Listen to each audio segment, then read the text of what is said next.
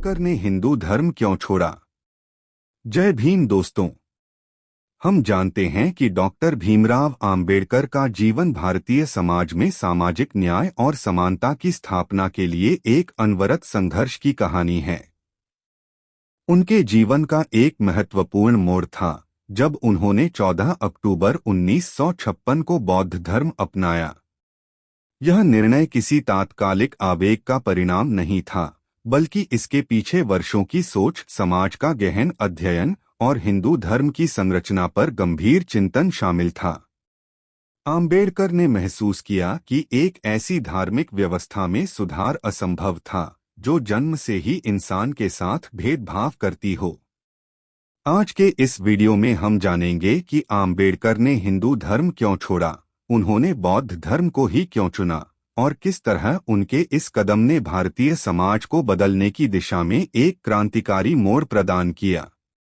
तो वीडियो के अंत तक जरूर बने रहें तथा यदि वीडियो पसंद आए तो इसे लाइक, सब्सक्राइब और शेयर करें। तो आइए इस ऐतिहासिक निर्णय के पीछे की सोच और उसकी प्रासंगिकता को समझने का प्रयास करें। 14 अक्टूबर 1956 को आम्बेडकर ने बौद्ध धर्म अपनाया था। वे देवताओं के संजाल को तोड़कर एक ऐसे मुक्त मनुष्य की कल्पना कर रहे थे जो धार्मिक तो हो लेकिन गैर बराबरी को जीवन मूल्य न माने। यदि नई दुनिया पुरानी दुनिया से भिन्न है तो नई दुनिया को पुरानी दुनिया से अधिक धर्म की जरूरत है। डॉक्टर आम्बेडकर ने यह बात 1950 में बुद्ध और उनके धर्म का भविष्य नामक एक लेख में कही थी। वे कई बरस पहले से ही मन बना चुके थे कि वे उस धर्म में अपना प्राण नहीं त्यागेंगे जिस धर्म में उन्होंने अपनी पहली सांस ली है। 14 अक्टूबर 1956 को उन्होंने बौद्ध धर्म अपना लिया। आज उनके इस निर्णय को याद करने का दिन है। यह उनका कोई आवेगपूर्ण निर्णय नहीं था, बल्कि इसके लिए उन्होंने पर्याप्त तैयारी की थी। उन्होंने भारत की सभ्यतागत समीक्षा की, उसके सामाजिक आर्थिक ढांचे की बनावट को विश्लेषित किया था और सबसे बढ़कर हिंदू धर्म को देखने का विवेक विकसित किया। जब अंग्रेजों से भारत की आज़ादी की लड़ाई लड़ी जा रही थी तो यह बात महसूस की गई थी कि भारत को अपनी अंदरूनी दुनिया में समतापूर्ण और न्यायपूर्ण होना है। अगर भारत एक आज़ाद मुल्क बनेगा तो उसे सबको समान रूप से समानता देनी होगी। केवल सामाजिक समानता और सदिच्छा से काम नहीं चलने वाला है। सबको इस देश के शासन में भागीदार बनाना होगा। डॉक्टर आम्बेडकर इस विचार के अगुवा थे। 1930 का दशक आते आते भारत की आज़ादी की लड़ाई का सामाजिक आधार पर्याप्त विकसित हो चुका था। इसमें विभिन्न समूहों की आवाजें शामिल हो रही थीं। अब आज़ादी की लड़ाई केवल औपनिवेशिक सत्ता से लड़ाई मात्र तक सीमित न रहकर इतिहास में छूट गए लोगों के जीवन को इसमें समाहित करने की लड़ाई के रूप में तब्दील हो रही थी।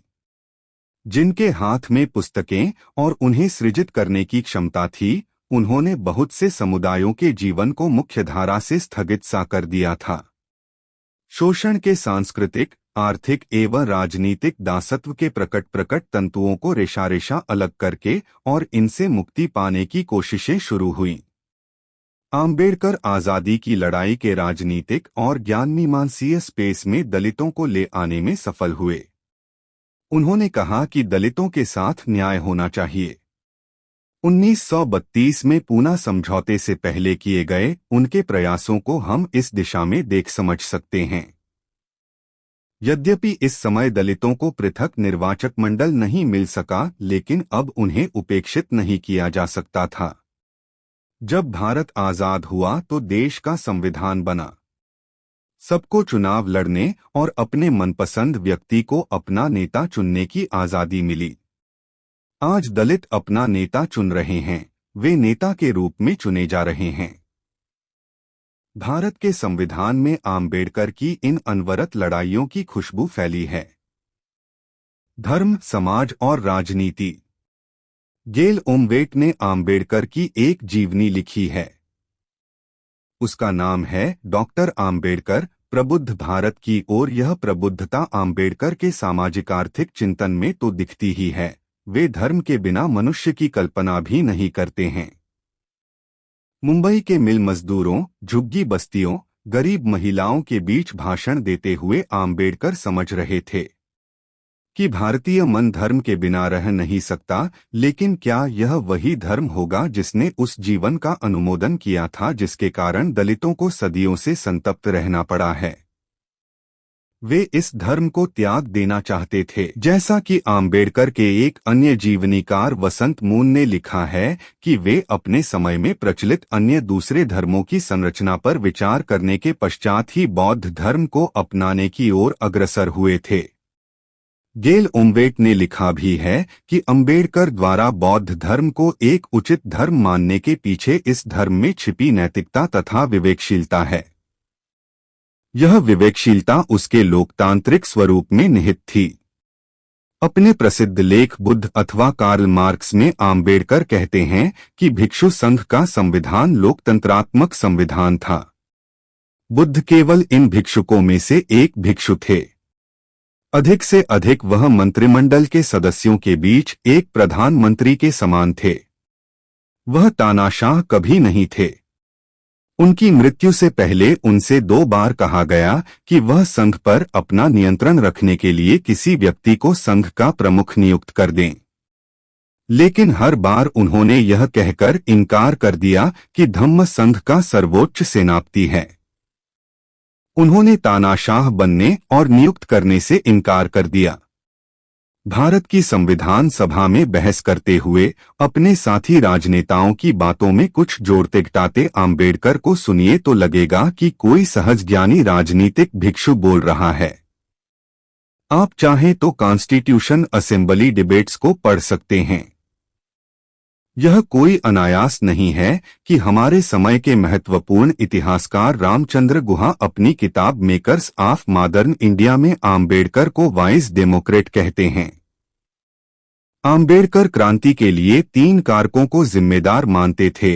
इसके लिए व्यक्ति में न्यायविरुद्ध एहसास की उपस्थिति होनी चाहिए, उसे यह पता हो कि उसके साथ अनुचित व्यवहार किया जा रहा है, और हथियार की उपलब्धता। वे बताते हैं कि शिक्षा तक पहुंच को रोक दिया जाता है, जिससे लोग विश्वास करने लगते हैं कि उनकी दुर्दशा पूर्व निर्धारित है। यह उनकी आर्थिक दशा को भी गिरा देती है। लोग शिकायत करना बंद कर देते हैं। अगर उनके पास शिकायत भी है तो उसे कार्य रूप में परिणत करने के किए हथियार नहीं उठा सकते हैं।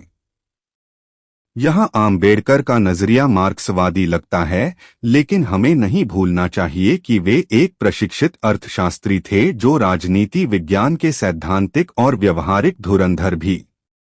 वर्ण व्यवस्था द्वारा संचालित समाज की हिंसा को उस आम्बेडकर ने बहुत शिद्दत से सहा था, जिसके पास देश और दुनिया का, अर्थव्यवस्था और राजनीति का गहन ज्ञान था, जिसके पास अपने समय के बेहतरीन विश्वविद्यालयों की सबसे ऊंची उपाधियां थीं। गरीबी, बहिष्करण, लांछन से भरा बचपन मन के एक कोने में दबाए हुए आम्बेडकर ने देखा था कि उनके जैसे करोड़ों लोग भारत में किस प्रकार का जीवन जी रहे हैं। उनके जीवन और आत्मा में प्रकाश शिक्षा ही ला सकती है। यही उन्हें उस दास्ता से मुक्त करेगी जिसे समाज, धर्म और दर्शन ने उनके नसंस में आरोपित कर दिया है। इस दास्ता को दलितों को अपनी नियति मान लेने को कहा गया था। आम्बेडकर इसे तोड़ देना चाहते थे। वे देवताओं के संजाल को तोड़कर एक ऐसे मुक्त मनुष्य की कल्पना कर रहे थे जो धार्मिक तो हो लेकिन गैरबराबरी को जीवन मूल्य न माने। इसलिए जब अक्टूबर 1956 में उन्होंने हिंदू धर्म से अपना विलगाव किया तो उन्होंने स्वयं और अपने अनुयायियों को 22 प्रतिज्ञाएं करवाईं। यह प्रतिज्ञाएं हिंदू धर्म की त्रिमूर्ति में अविश्वास, अवतारवाद के खंडन, श्राद्ध तर्पण, पिंडदान के परित्याग, बुद्ध के सिद्धांतों और उपदेशों में विश्वास, ब्राह्मणों द्वारा निष्पादित होने वाले किसी भी समारोह न भाग लेने, मनुष्य की समानता में विश्वास, बुद्ध के अष्टांगिक मार्ग के अनुसरण, प्राणियों के प्रति दयालुता, चोरी न करने, झूठ न बोलने, शराब के सेवन न करने, असमानता पर आधारित हिंदू धर्म का त्याग करने और बौद्ध धर्म को अपनाने से संबंधित थीं।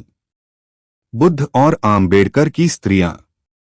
राहुल सांकृत्यायन ने हालांकि कभी ऐसा दावा नहीं किया, लेकिन वे बुद्ध के सबसे बेहतरीन जीवनीकार माने जा सकते हैं। उनकी लिखी बुद्धचर्या, तथागत बुद्ध जीवनी और उपदेश को दलित साहित्य के प्रकाशक गौतम बुक सेंटर ने छापा है। इस जीवनी से पता चलता है कि महात्मा बुद्ध स्त्रियों के प्रति उदार थे। उनकी करुणा की व्याप्ति उन्हें खीर खिलाने वाली सुजाता से लेकर महाप्रजापति गौतमी तक विस्तृत थी। उनके धर्म का लक्ष्य मानव को मुक्ति या निर्वाण का मार्ग दिलाना था। इसमें स्त्रियां भी थीं।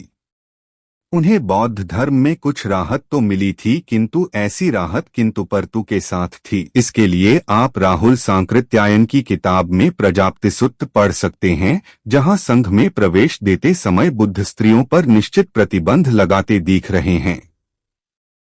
आम्बेडकर आधुनिकता, लोकतंत्र और न्याय की संतान थे। वे पेशे से वकील भी थे। मनुष्य की गरिमा को बराबरी दिए बिना वे आधुनिकता, लोकतंत्र और न्याय की कल्पना भी नहीं कर सकते थे। उन्होंने भारतीय समाज में घर और बाहर दोनों जगह स्त्रियों की बराबरी के लिए संघर्ष किए। जब वे जवाहरलाल नेहरू की सरकार में विधि मंत्री बने तो उन्होंने स्त्रियों को न केवल घरेलू दुनिया में बल्कि उन्हें आर्थिक और लैंगिक रूप से मजबूत बनाने के लिए हिंदू कोड बिल प्रस्तुत किया। यह बिल पास नहीं होने दिया गया। आम्बेडकर ने इस्तीफा दे दिया। हमें इसे जानना चाहिए कि यह बिल क्यों पास नहीं होने दिया गया। यदि हम यह जान सकें तो अपने आप को न्याय की उस भावना के प्रति समर्पित कर पाएंगे जिसका सपना डॉक्टर भीमराव आम्बेडकर ने देखा था। यदि वीडियो पसंद आया है तो इसे लाइक, सब्सक्राइब और शेयर करें तथा कमेंट में जय भीम जरूर लिखें। धन्यवाद।